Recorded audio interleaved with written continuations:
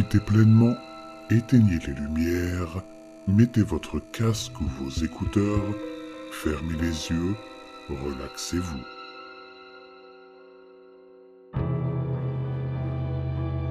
Changement de saison.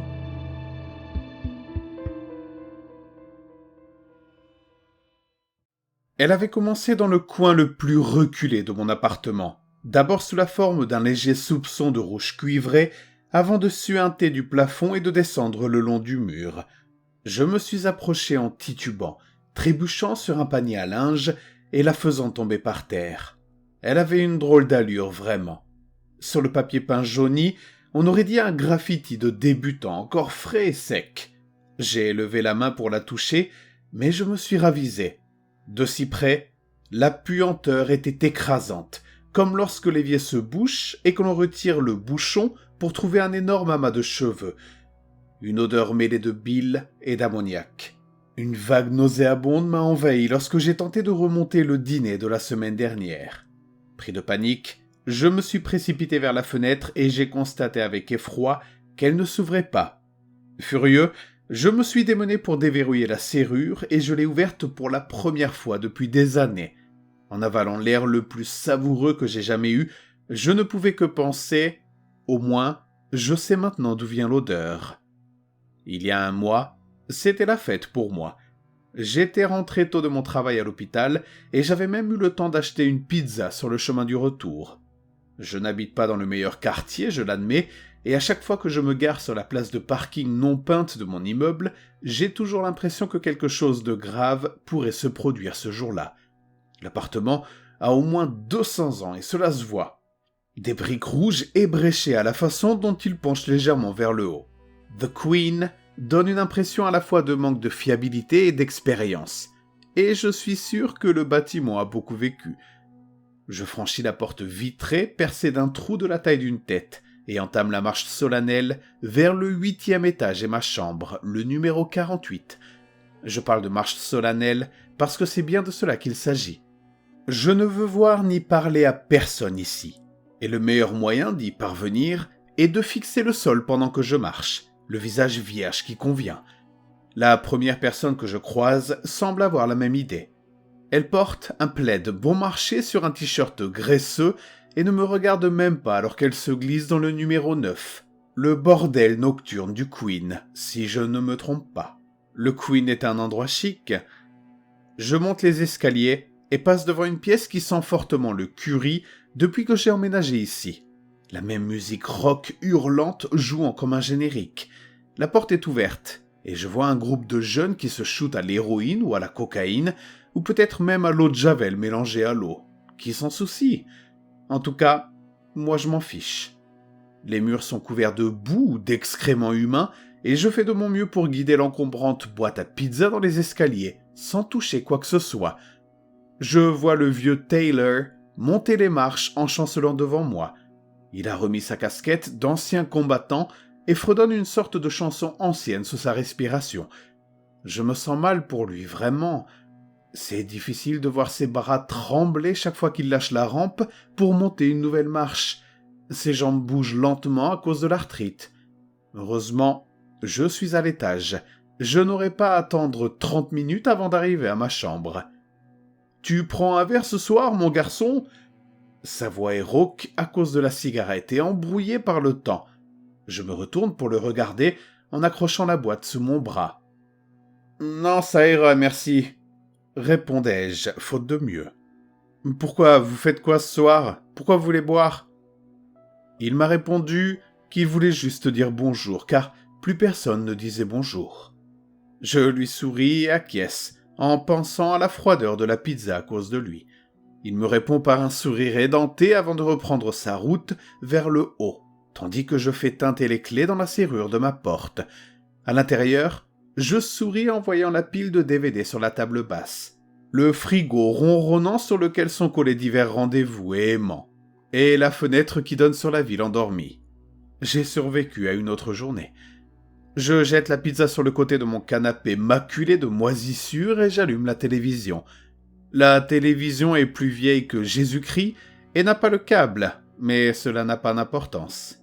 Je mets ma série préférée, Breaking Bad, et je commence à faire la fête avec mes meilleurs et seuls amis.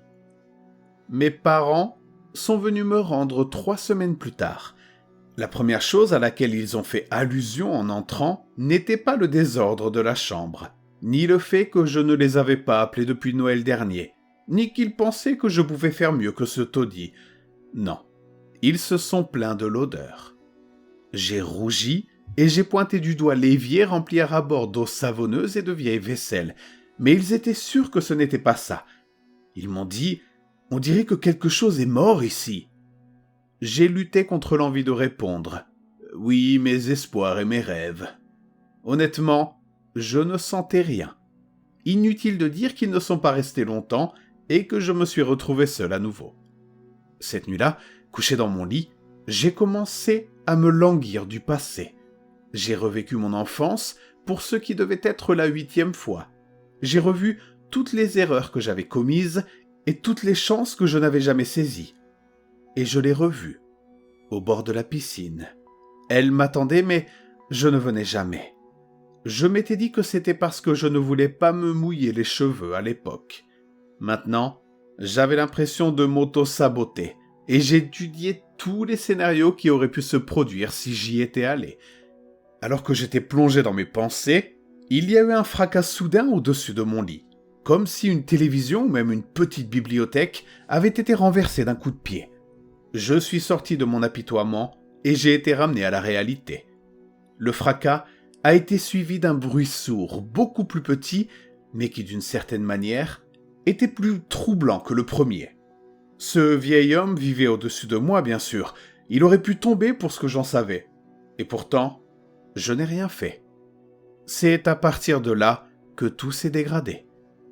La nuit suivante, j'ai été hanté par le bruit incomparable d'une goutte d'eau. C'était difficile à entendre, impossible pendant la journée. Mais la nuit, quand tout était calme, ce bruit atroce commençait à se faire entendre, comme le tic-tac d'une horloge, de plus en plus fort sans jamais perdre de temps. J'imaginais une flaque de noirceur remplie par un nuage artificiel. À l'intérieur, mes proches se noyaient. Je me tournais vers mes amis, mais le goutte à goutte continuait, emportant des morceaux de santé mentale à chaque goutte. Et l'odeur, cette horrible odeur jaune, comme si un portail de l'enfer avait été ouvert. Cela me rappelait la fois où, enfant, j'avais trouvé ma perruche coincée derrière le canapé, sa chair en décomposition et ses émanations fécales s'échappaient de sa carcasse. J'avais alors pleuré pour mes parents, comme je le faisais maintenant. Mais que pouvaient-ils faire ? J'étais enveloppé dans cette parodie et je les avais exclus de ma vie. Désespérément, j'ai cherché dans ma prison la source de ce mal. J'ai fouillé toutes les toxines sous l'évier, dispersé les boules de naphtaline sous mon lit et vérifié que les bouches d'aération ne contenaient pas de créatures mortes. C'est alors que j'ai trouvé quelque chose d'étrange. Il semblait que la source provenait des bouches d'aération elles-mêmes et pas du tout de ma chambre. J'ai immédiatement acheté un rouleau de ruban adhésif et j'ai bouché toutes les bouches d'aération que j'ai pu trouver avec 3 couches.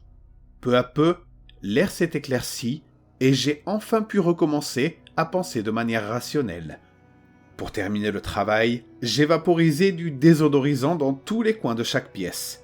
Et c'est là que j'ai remarqué la tache. Une seule goutte rouge cramoisie s'accumulait dans le coin de la fenêtre. La bulle s'est agrandie comme une ampoule, puis elle a éclaté et s'est étalée sur 5 cm le long du mur. Plusieurs autres stalactites rouges sont apparues et ont grandi avant de suivre leurs camarades vers le sol. Je sentis que le dîner commençait à me monter à la gorge et je me dépêchai d'ouvrir la fenêtre haletant. J'ai été encore plus choqué par ce que j'ai vu en bas. Un groupe d'au moins 10 hommes vêtus d'encombrants vêtements de protection jaune sortaient de 2 camionnettes blanches et couraient dans l'appartement. Je n'arrivais pas à croire ce qui se passait. J'ai rentré la tête à l'intérieur pour regarder la marque rouge grandissante qui commençait à s'étendre et à s'imprégner dans la moquette. J'ai fait un bond en arrière sous l'effet de la surprise avant que la tache n'atteigne mes orteils et je me suis dirigé vers la porte. J'entendais déjà les hommes monter les escaliers, passer devant ma porte et se diriger, mon cœur battant la chamade, vers l'appartement du vieux Taylor. J'ai ouvert la porte en la claquant et j'ai fait signe à un homme qui s'approchait. Je pouvais dire qu'il était essoufflé sans même le voir à son visage. « Veuillez sortir de l'immeuble, monsieur !» a-t-il dit en haletant. Il n'a pas attendu ma réponse et j'ai fait la seule chose que je pouvais faire.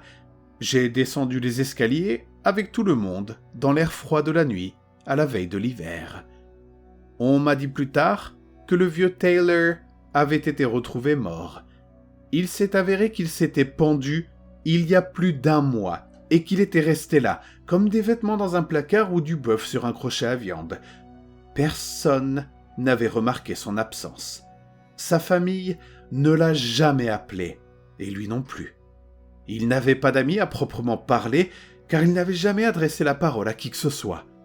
D'après les rares personnes qui le connaissaient, c'était un homme solitaire, parce qu'il ne prenait jamais le temps d'être autre chose. Soit parce qu'il se sentait trop occupé, soit parce qu'il s'en fichait. Et c'est ainsi qu'il est mort. Après 1 mois de suspension, sa tête s'est séparée de son corps. Le crash fut celui du corps heurtant le sol, et le petit bruit sourd qui suivit fut celui du reste du corps. Tout ce qu'il y avait en lui s'était déversé et avait teinté de rouge la moquette blanche qui l'entourait, avant de traverser le sol et de reproduire le même schéma dans ma chambre. La seule raison pour laquelle on avait remarqué sa disparition était l'odeur et un paiement manquant pour son loyer. En y repensant, je réalise avec horreur que tous les deux, nous n'étions pas si différents. Je m'étais coupé du monde et j'avais sombré dans une froide solitude qui, j'en suis sûr, a été très familière à Taylor jusqu'à la fin. En conséquence, j'ai commencé à sortir davantage. J'ai éteint la télévision et vendu tous mes DVD. Je l'ai même rappelé, la fille de la piscine. Mais au début, j'ai failli ne pas le faire. Au cours du dernier mois, j'ai appris que la vie est trop courte et la santé mentale trop fragile pour m'enfermer dans ma chambre. En quête de changement, j'ai rangé mon nœud coulant pour de bon.